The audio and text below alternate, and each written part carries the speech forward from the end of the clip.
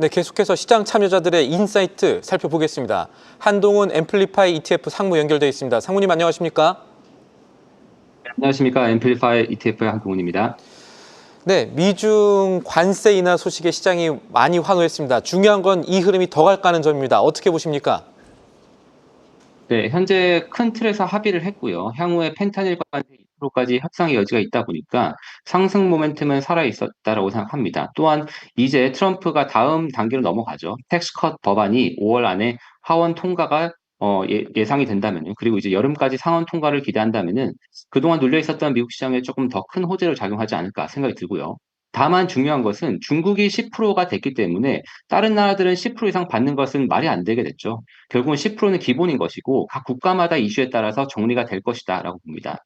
중국이 관세가 10%가 되어도 만약에 그 외에 딜이 많이 있겠죠. 트럼프가 오늘 얘기했듯이 철강, 알루미늄 같은 이 내셔널 시큐리티에 해가 되는 것들은 일단 제외가 된다고 얘기를 했고요. 이 부분에 분명히 의약품과 뭐 반도체도 포함이 되겠죠. 그리고 결국 중요한 것은 non tariff barrier가 오히려 더 중요할 것인데 트럼프의 요구 사항은 중국 시장을 미국에 완전하게 오픈해라, 비즈니스 할 수 있게 오픈해라 라는 것인데 결국 환율에 대한 얘기는 없었지만 환율에 대한 얘기가 안 나올 수는 없을 듯합니다. 다만 이렇게 긴장이 완화가 되었지만 미국과 중국이 무역뿐 아니라 외교, 안보 등 계속해서 대치 상황이 연출될 것으로 예상이 되기 때문에 대치 상황이 향후에 이어질 경우에 무역 관세가 결국은 이런 합의가 볼모가 되어서 또 충격을 줄 수 있지 않을까 이런 생각이 듭니다. 다만 이번 협상을 통해서 넘지 말아야 할 서로의 레드라인을 조금 정해주면 좋겠네요. 알겠습니다. 그리고 또 하나 봐야 될 게 순항 중인 이 협상 사이에서 가상자산이 다시 주목을 받고 있습니다. 그런데 워낙 비트코인도 그렇고 변동성 크지 않습니까? 어떤 대응 전략이 지금은 유효할까요? 네, 투자들의 인식에 있어서 비트코인 변동성은 너무 크지만 실제로도 크죠. 현물 비트코인 ETF인 IBIS 1년 변동성이 50% 넘습니다. 정말 위험한 자산이라고 생각이 드는데 다만 작년 ETF 시장 역사상 가장 히트를 상품을 쳤던 상품도 현물 ETF IBIS였죠. 작년 한 해 동안에 1,000억 달러 가까이 비트코인 현물 ETF로 IBIS를 포함한 ETF에 들어왔는데 그런데 중요한 것은 연초 이후의 변동성을 보면은 나스닥 100 ETF인 QQQ의 변동성도 50%에 육박했습니다. S&P 500의 변동성도 40% 육박했고요. 반면 연초 이후 성과는 IBIS의 성과가 오늘을 포함하지 않은 성과로 플러스 8%, 그리고 이제 스파이가 마이너스 3%, QQQ가 마이너스 4%였습니다. 또한 한국 투자들은 근데 변동성을 상당히 많은 기회로 활용을 하시죠. 특히 요즘 ETF 시장에서는 싱글 종목 레버리지 ETF들 많이 활용하시다 보니까 뭐 테슬라 2배, 마이크로 스트래티지 2배 이런 것들의 변동성은 100%, 200%까지 넘는 상품들이 있습니다.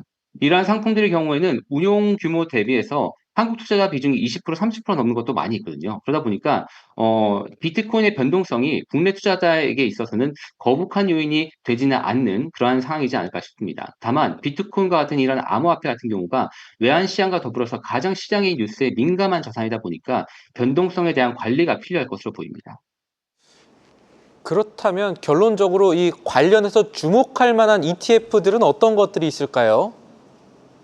네, 결국은 비트코인의 전략에 대해서 가격 상승에만 의존하는 것이 아니라 저희가 좀 자주 좀 익숙해져 있는 커버드 콜 관련된 그런 상품들이 비트코인 ETF 반에서도 많이 나와 있습니다.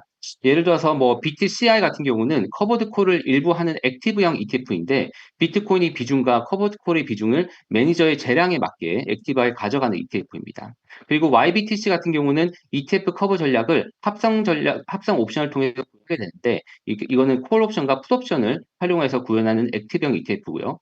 BITY 같은 경우는 가장 최근에 4월 29일 날 상장이 됐는데 연 목표 인컴 24%를 정해놓고 그 인컴만 나올 정도로 콜 옵션을 매도한 상품입니다. 그러다 보니까 이 말씀드렸던 이런 커버드 콜 상품들이 비트코인의 가격 상승에도 일부 의존을 하면서 그리고 높은 인컴을 낼 수 있는 상품이기 때문에 비트코인의 높은 변동성에 대응할 수 있는 전략이 있다고 생각합니다. 네, 그럼 관련해서 주목할 다른 것들은 어떤 것들이 있다고 보세요? 네, 비트코인과 관련해서 요즘에 또 이제 최근에 또 이더리움 그 ETF도 상당히 지금 많이 올랐죠. 그런데 이제 중요한 것은 이제 비트코인과 이더리움 그 외에 많은 가상자산들이 주목을 받고 있지만 사실은 이제 비트코인에 대해서만 많은 투자분들이 조금 이제 집중하시는 것이 오히려 조금 더 편하지 않을까. 이더리움이나 그 외의 자산에 대해서는 상당히 조금 변동성이 크다 보니까 또 그래서 비트코인 관련된 상품을 보시되 중요한 것은 말씀드렸던 이러한 다양한 옵션 전략을 활용한 상품들을 보시게 되면은 과거에 그냥 비트코인의 가격 상승에 의존했던 것과 더불어서 커버드콜 상품이 분명히 가상자산의 투자하시는데 큰 도움이 되실 거라 생각이 듭니다.